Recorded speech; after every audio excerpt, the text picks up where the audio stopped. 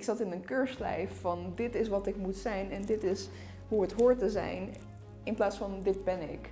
En erachter komen dat ik zo dusdanig intrinsiek anders ben, heeft me wel geholpen met mezelf ook omarmen. In al mijn queer zijn, in al mijn non-binariteit, in mijn panseksueel zijn, polyamoreus. Van ik ben gewoon niet zoals de norm. Hi, mijn naam is Tanis Klieter. Ik ben 31 jaar. Mijn pronouns zijn hen, haar en diens. Dat betekent dat ik zowel hen, hun, die dienst gebruik als zij, haar. Wel met de voorkeur voor genderneutraal taalgebruik.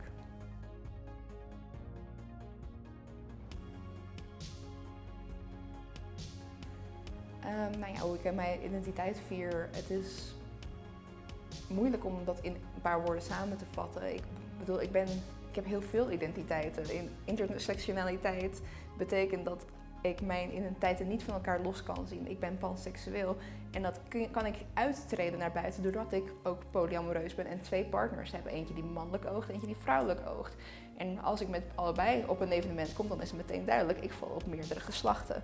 Want het is nou eenmaal zo, als je B+ bent en op meerdere geslachten valt, dan word je vaak beoordeeld aan welke partner er met jou aan de hand loopt. En ja, dan is je seksualiteit dus dat. En mensen zijn altijd zoveel meer dan je op het eerste gezicht kan zien.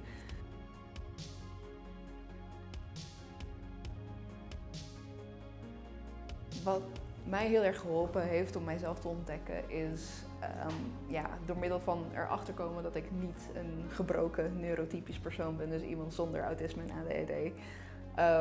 Want dat liet mij weten van oké, het is niet dat ik niet hard genoeg probeer. Het is dat ik gehardwired ben op een manier wat sowieso al niet conform de norm is. Ik zei ooit als puber van het raarste wat ik ooit zou kunnen doen, het gekste wat ik zou kunnen doen, is een roze hanenkam nemen en een neusring. Moet je mij nu zien, ja, goh. Maar dat kwam ook omdat ik zo vast zat achter dat eerdere masker wat ik ook al benoemde. Van ik zat in een keurslijf van dit is wat ik moet zijn en dit is hoe het hoort te zijn, in plaats van dit ben ik. En erachter komen dat ik zo dusdanig intrinsiek anders ben, heeft me wel geholpen met mezelf ook omarmen. In al mijn queer zijn, in al mijn non-binariteit, in mijn panseksueel zijn, polyamoreus. Van ik ben gewoon niet zoals de norm. Dus fuck it, ik ga gewoon doen wat mij blij maakt.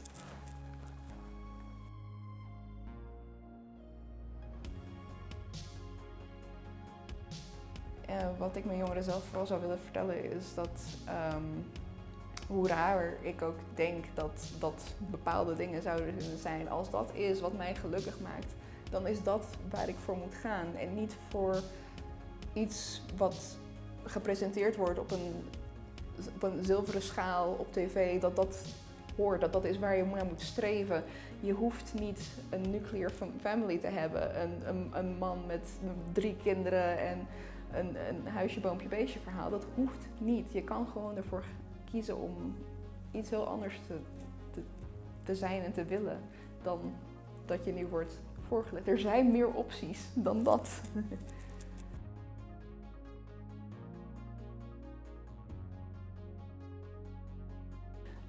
Wat ik mensen graag zou willen meegeven die nu een beetje worstelen met wie ze zijn, met hun geaardheid misschien, met hun genderidentiteit, is dat het enerzijds echt wel oké is om buiten de norm te treden, ook al is het heel eng. Ik snap dat het hartstikke eng is. Het is anders dan alles wat je tot nu toe hebt gezien. Het is anders dan alles wat je tot nu toe hebt meegemaakt. Maar er zijn ook anderen zoals jij. Je bent niet de enige. Je staat hier niet alleen. En misschien zit je nu in een situatie waar misschien thuis het niet helemaal geaccepteerd wordt.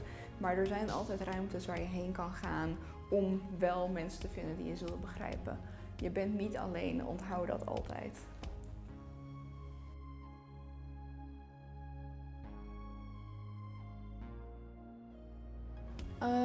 Als queer persoon in Den Haag was het...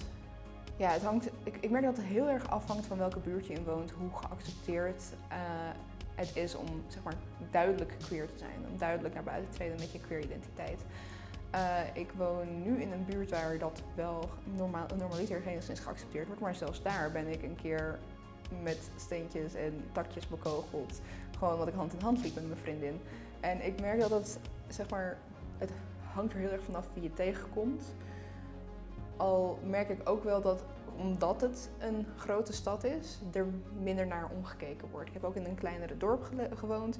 Daar val je heel erg op als je een beetje buiten de norm bent. Dus dat is al, het is een beetje, ja, afwisselend in die zin. Het is een beetje, het is makkelijker in een stad omdat je meer anonimiteit hebt. Maar tegelijkertijd kan het nog steeds veel beter in Den Haag.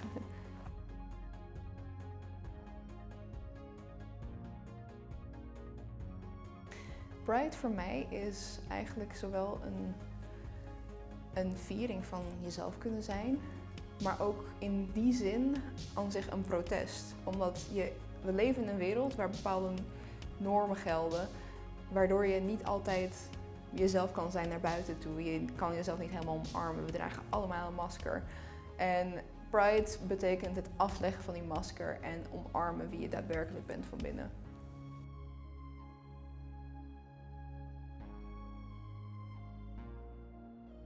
Ik vind het belangrijk ik vind Pride the Hague belangrijk om dezelfde reden dat ik zojuist heb benoemd. Omdat het kan nog steeds heel veel beter qua queer-acceptatie in Den Haag.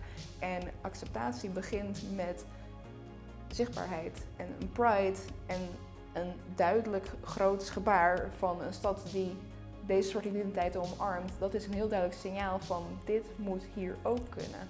En daarom is het zo belangrijk dat ook Den Haag als de derde grootste stad van Nederland eindelijk weer een Pride heeft.